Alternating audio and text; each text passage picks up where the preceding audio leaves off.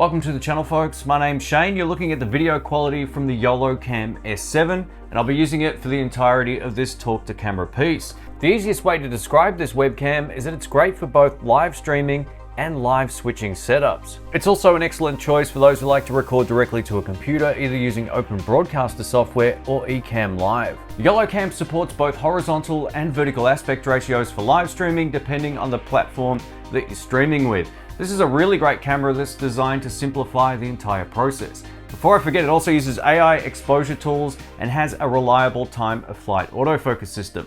Let's get into it. Let's talk about why this is a huge step up over a lot of the other webcams I've showcased on the channel. So in terms of image quality, it's not even close. This is in a league of its own. If you know the channel, you know I shoot micro four thirds a lot. I have a GH7, got a G9 Mark II, and I've tested basically every other camera. This will give you very similar results thanks to the Sony Micro Four Thirds sensor that's included in this camera. Using this YoloCam S7 with a fast lens like this 25mm f1.7 or this 10 to 25mm that I'm shooting this video with will give you excellent low light results compared with other webcams. Traditional webcams have tiny sensors and they don't work well in low light. So if you're fussy about your image quality, again, this will do a much better job. Here's a quick look at how the YoloCam S7 compares up against the legendary Logitech C920. And I've done my best to try to frame this as similarly as I can. And as you can see, it's not even close. Let's talk about the target audience for this. So I really see this being popular with folks who just want a plug and play experience, who don't want to go through and learn a million different menu options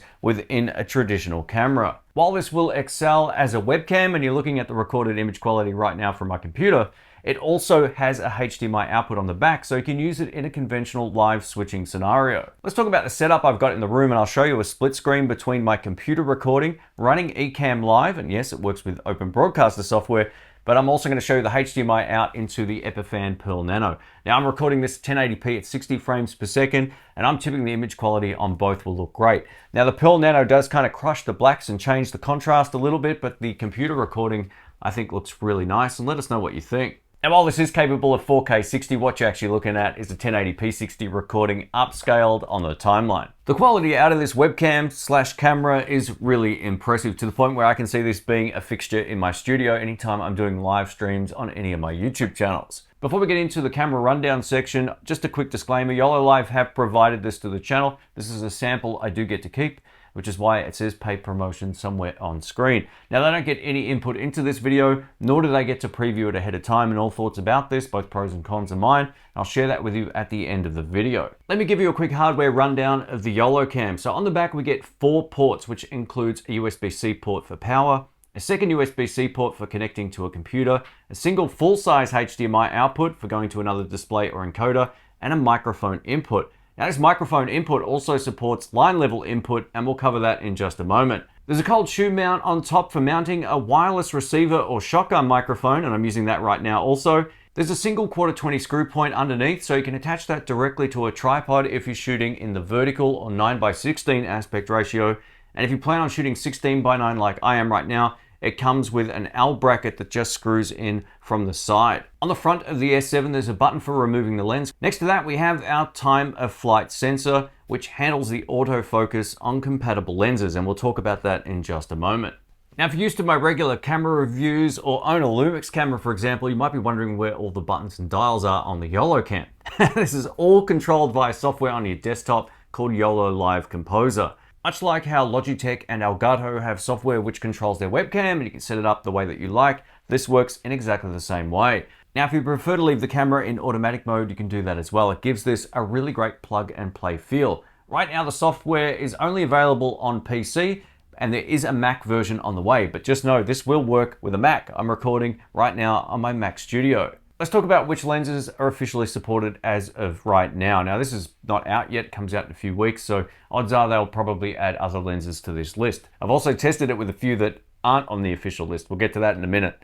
So I'm shooting with the 10 to 25mm Leica right now, which is a zoom lens. It's f1.7, giving me a nice look here in the studio, background blur, all that kind of stuff.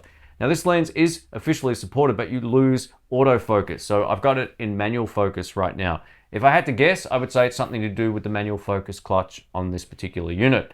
Now this 25mm f1.7 prime, this little G lens, this is the least expensive lens from Panasonic that I'm aware of, and it has full autofocus and auto exposure support. The third lens on the list is one I don't own anymore, unfortunately. It's the Panasonic Leica 15mm f1.7. And if you're thinking about buying this camera and you don't have any lenses, I would say get the 15mm f1.7 if your budget allows. And if not, get this 25mm f1.7. It's a really affordable lens that will give you a really great look.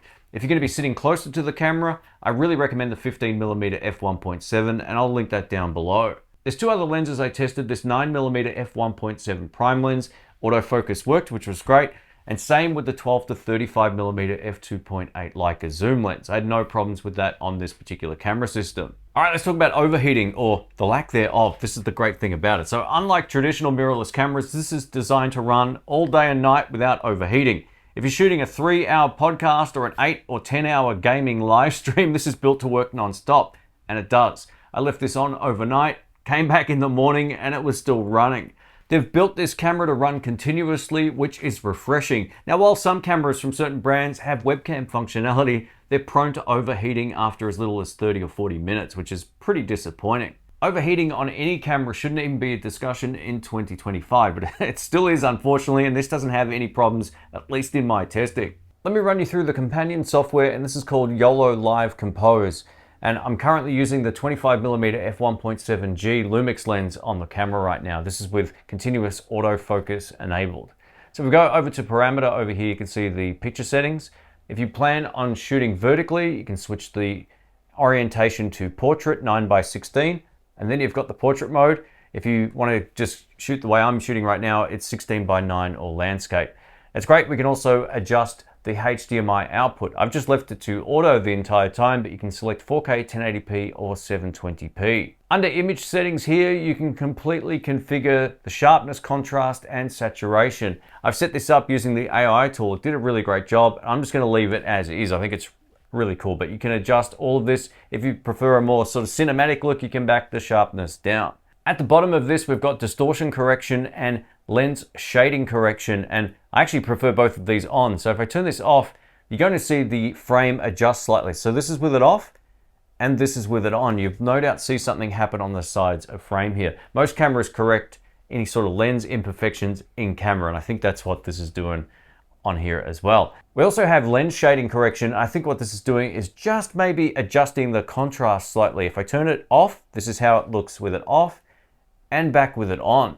Let's take a look at the focusing options on here. So we've got three main modes: AFC, AFS, and face. So AFC is continuous autofocus, AFS is single shot, so it basically will hold focus once it finds it, and face detection. Now the most reliable one in my testing has been AFC, and we can change the focus box size. I want to show you that right now because you can't see it in this preview unless you go to the portrait mode. I'm not sure why, but it is what it is. Maybe this will get updated in a future version. So you can see the yellow box is quite large. That's the focus area that it's looking for. We can change this to middle or small, and there's also a custom option here. So if you want to specifically put this in a place that works for you wherever you're sitting, you can just move it like this.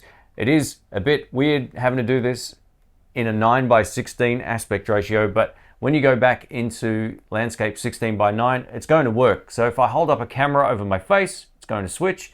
It's going to go back to my face, back to the camera, and back to my face. Now the best settings I've found so far is to have this focus enhancement on and rapid on. Standard is also okay as well. It will switch over fairly quickly. It's a little smoother, but I've just found the rapid to be a little bit nicer overall and a bit more responsive. So yeah, just leave that set to rapid. Now one of the cool things about this camera being that it's a 4K 60p image, and I'm recording right now in 1080p, I've got the ability to zoom in thanks to this range option here. So I can either just drag this in and zoom, and I'm not going to lose resolution because we've got 4 times the amount of pixels in the camera than on the recording, which is crazy. You can also just hit W or T and it will go all the way in like this, all the way back, or anywhere in between. So it allows you to frame the scene nicely. We have 3 unique exposure types with this as well. We've got automatic, so if you just want the camera to be set automatically based on what it sees in the scene, you can leave it set to automatic. There's manual, which allows you to set the aperture, ISO, and shutter speed all manually. I love this. I know my way around the cameras, it's great. And I'm also now recording at 60p. Earlier I tried to shoot this video, I was recording at 30p and I thought I should have done this at 60, so I forgot to change the shutter speed here. But you can absolutely make adjustments to it, which is fine. Or of course, you've got your AI setting. I'll run this for you now and you can get a good sense of how this works. Before I do that though, I'm just going to show you this blurring option. So they've given you a quick way to get different levels of background blur. You've either got high, medium, or low. I'll just go to middle here, and as you can see, it's dropped my exposure. So what I would have to do now is crank this up a little bit to compensate for that. That looks about right, somewhere around 600 or so. Looks about the same sort of exposure, but you can notice now that I've got more in focus behind me. So if I put it back to high and drop this back down to, I think, 400, we should be back to where we were. All right, let's run the AI setup. And this only takes about 45 seconds or so, but it gives you the image that you're looking at right now. So you just hit start, and I want the blurring to be high and the aperture to be set at f1.7. Let's give it a shot. What this will kind of do is do a sweep between the aperture, ISO, and shutter speed to try and find the optimal setting for the room that you're in. As you can see, it's probably going to take about another 20 seconds or so. This is a really handy calibration tool, and while it might look kind of crazy looking at it for the first time, I really like this. It just seems to get it right. All right, after the calibration is done, you get to pick between 3 different images here. I'm just going to pick the one on the far left. I can't really see a difference between them, but it looks like it just brought down the brightness slightly, so that actually looks really cool. Now, if you want to set up your white balance manually, you can do that, but I've just got it set to auto, being that the AI tool basically set up everything for me. I think it looks pretty great. But if you want to adjust the blue or red offset, you can do that here. Let's take a look at the audio options on this unit. So the cool thing is we've got our volume control here, which is currently set to 50. You can change the microphone type from mic in to line in. Being that I'm using a wireless microphone system, I've got it set to mic in. We also have noise reduction circuitry built into the camera. It's currently off, which will give me the best sound. If I turn it on, this is how it sounds. Check 1, 2, check 1, 2. I can't think of anything else to say. And back with it off. If you want to adjust your latency, you can also do that here. We also have automatic gain control at the bottom. So if you're in a situation where you might need to boost the audio slightly, or you've got a weak signal going into the camera, something like that, it will kind of control all the levels for you. But just know if it gets loud, it can clip. So I would recommend, if you can, do some tests, but leave this off. From the color tab on the left, if we long press this, we can then make some color corrections from this image that it sampled earlier, but I'm not going to mess with it because I like how it looks. One of the things that's confused me a little bit here is this scene. I can't work out how to save anything or do anything with it. If I click it, it all goes back to default. So maybe it's like a default setting. And if we go into about here, you can see the serial number, version, all that kind of stuff. If you've never used the webcam before, I'm just going to give you a tip. So if you're using Open Broadcaster software, when you open this, you won't see a preview. You can leave it in float mode, which basically still allows you to see the image in Open Broadcaster software, but not in the software itself. So float mode will interact with OBS, no problems whatsoever. But if you're just using this on its own to set everything up, you can just leave it set to full screen mode as you see it right now. Let's talk about some of the pros and cons. So overall, this thing's great. I love its software integration. It gives you the same sort of user experience as something like the Logitech C920 or Elgato Facecam Pro, both of which I've showcased on this channel. So I really like what they've done here. The plug and play experience is great, or of course you can go through manually and set it up in a way that works best for your shooting scenario. Now in the studio, I've set everything up with the AI feature, and I really like how it looks. I think it's just really nailed everything. I only really have 2 critiques when it comes to the software. I would love to see audio level signals on screen. Sure, you can see that in Open Broadcaster software or Ecamm Live, but if you don't already have that open, it's something you could miss. It's really easy to forget to turn your mic on, and having an audio signal level on screen would be an absolute no-brainer. Secondly, I would love to be able to select which frame rate I want to use within the software that then talks to the camera. Right now, I think it's just hardware locked at 4K 60. Say for example, I want to integrate this into a live switching setup, and I live in Australia where I want to shoot 4K at 50 frames or 4K at 25 frames per second. I can't find a way to change the frame rate. All right, let's wrap this up. I'm gonna give you my final thoughts on the YoloCam S7. So I'm really impressed with this webcam, and unlike a lot of other cameras which have USB-C functionality, you'll never get this to overheat or shut down due to thermal issues. So it gets the big thumbs up there. The Micro Four Thirds system is a perfect choice for a premium webcam, and the image quality coming out of this sensor paired with my Micro Four Thirds lens lineup is excellent. And Micro Four Thirds lenses are also far less expensive than a lot of other formats, and there's plenty of options out there, both new and used. And while 3 or 4 lenses are actually supported with this as of right now, I had no issues using it with the other lenses in my collection. This camera will also give you way better low light performance than traditional webcams, and it will also give you more subject separation and background blur. So if that's important to you, again, this is a great choice. If you're someone who does YouTube, I think this is a really great addition. You've got HDMI and USB output, so you can run this into a separate encoder, an external monitor, which is what I'm doing right now, or live stream thanks to that USB-C port. So it's a very versatile camera. Thanks for watching, folks. My name's Shane, and if you want to check this out, I'll link it down in the pinned comment. Thanks again. Catch you soon. See ya.